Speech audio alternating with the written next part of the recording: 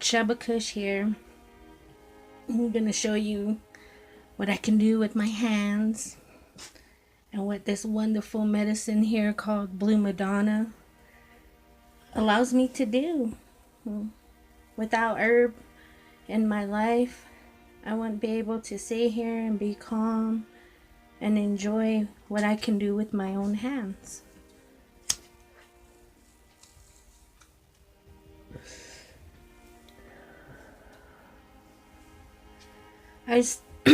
Nice evening, cool. Got to water a lot of the plants. Watching Uncle Madness make his videos for y'all. And inspired me to, well, have some quiet time, Shaba. Go in there and get some painting done. And show these people a little bit about what you do. I use a lot of the local clays from the area. Some of them have mica in it, so it's really cool when it fires. It fires really shiny. It's a brown earthen clay. The other clay that I use is a shale-based clay. It comes from the Jurassic period, you know. Ancient seabeds is where shale comes from. We're crazy about rocks too, so we go out and find a lot of fossils within the shale clay too. It's just wonderful being out there in nature. And without all these beautiful herbs and beautiful flowers that we grow in our indoor garden, I wouldn't be able to do these things. Uncle Madness has been doing a lot to help me. I have a lot of health issues where sometimes I have seizures, and he's found a couple of strains that help control those. I've also been introduced to some wonderful people who make CBD. And wow, CBD is awesome. I actually told my neurologist to, well, where to put it actually. Quit taking all my meds and started doing just pure CBD and THC. And I haven't had a seizure for over 3 months. I get muscle spasms every now and then, but nothing a little orange kush from Uncle Madness Garden doesn't help. I was inspired by a lot of what he speaks about in his growing. I used to be a grower long ago. I got some of the first strains of like blueberry. I did a lot of DJ Short. I love Mark Emery and Rosenthal. I'm an old school grower, so I really love the way Pilgore, sorry Pilgo. Can't even get this out straight. I'm getting high. I should just quit talking and get to my pots. Well, let me show you guys. This is a lava stone that one of my friends brought for me from the mountains. I put my paint in there. Get it all nice and thick so I can apply it to my pot here. There's a few pencil marks on there, but I don't always go by the pencil mark. Kind of let my hand be the guide, as long as it's in the same general area. But these are all handmade creations that I do.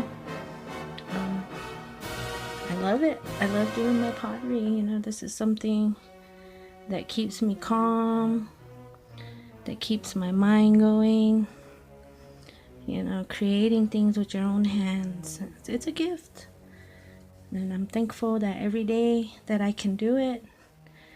And sometimes it's just the excitement of, wow, what is it going to come out like? Yeah, because sometimes a lot of them are experiments for me. I had my friend who does some firing for me in her electric kiln. Yikes, one of my pots just blew up today. All part of pottery. But, you know, makes you realize, you know, sometimes you can have that perfect pot all the way up until the finish, and then it blows up. In our area, in our culture, if a pottery breaks, it's a prayer for rain. So, guess we all pay our dues sometimes. But this is my pottery. Yes, I do cups, and now that you guys are talking about planters, I'm thinking of doing some of that with this micaceous clay. It's an awesome terracotta clay to, you know, be able to make some flower pots. I did some handmade mugs that kind of replicate Chaco Canyon style. The design here that I'm painting is a fine line pattern. It's a pattern that, well, it just takes patience, really. It's a representation of rain.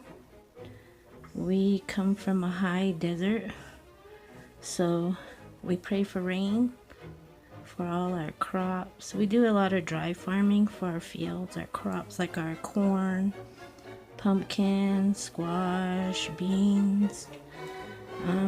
My raised garden beds right now have chilies in it.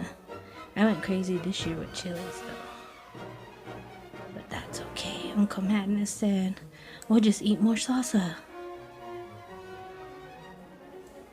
But it's mainly getting the children interested. You know, I want them to learn these things.